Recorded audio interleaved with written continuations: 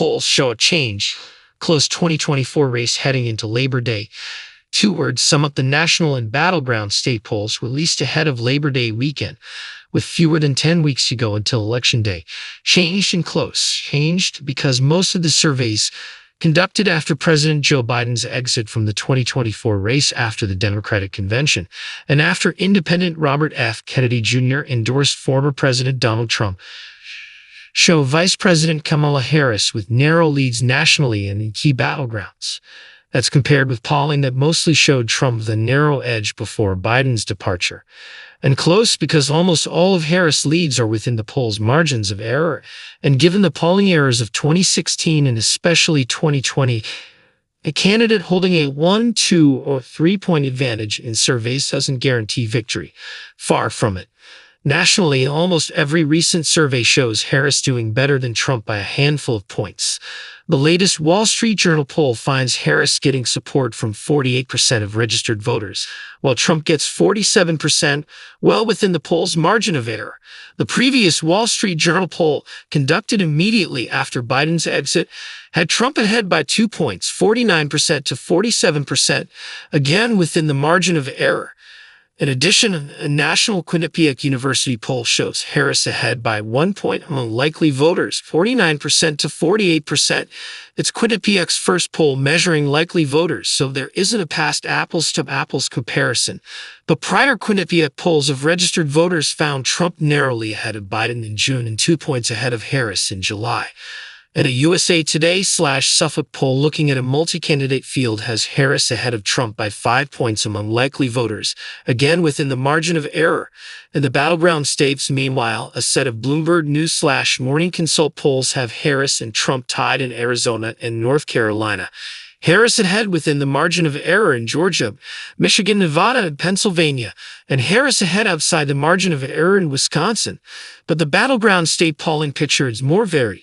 An EPIC poll at Michigan shows Trump with a narrow 1 point over Harris in that battleground, 47% to 46% among likely voters. Still, that's a change from this poll back in June when Trump enjoyed a 4-point lead over Biden.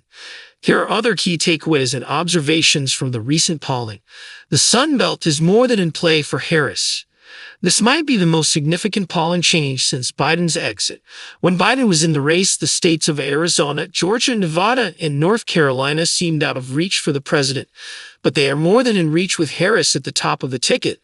Before the June 27 Biden-Trump debate, Biden was trailing Trump by thin margins in the Great Lakes swing states and by wider gaps in the Sun Belt.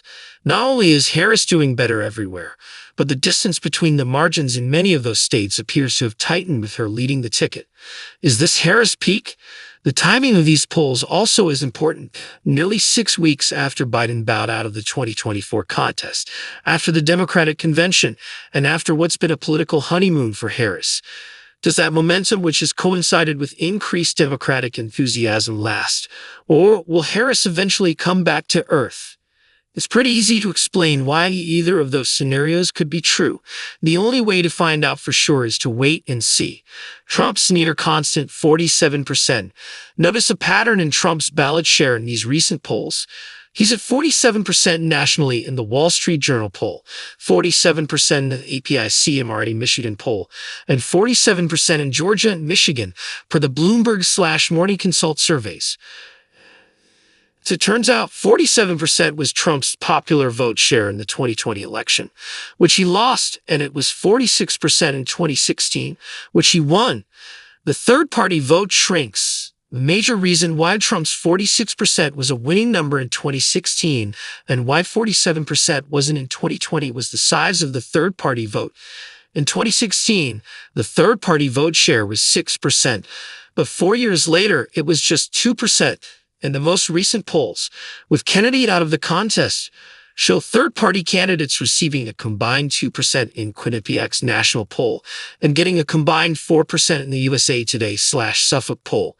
By comparison, when Kennedy was in the race, that third-party share was bigger, even after falling from higher heights in the early summer.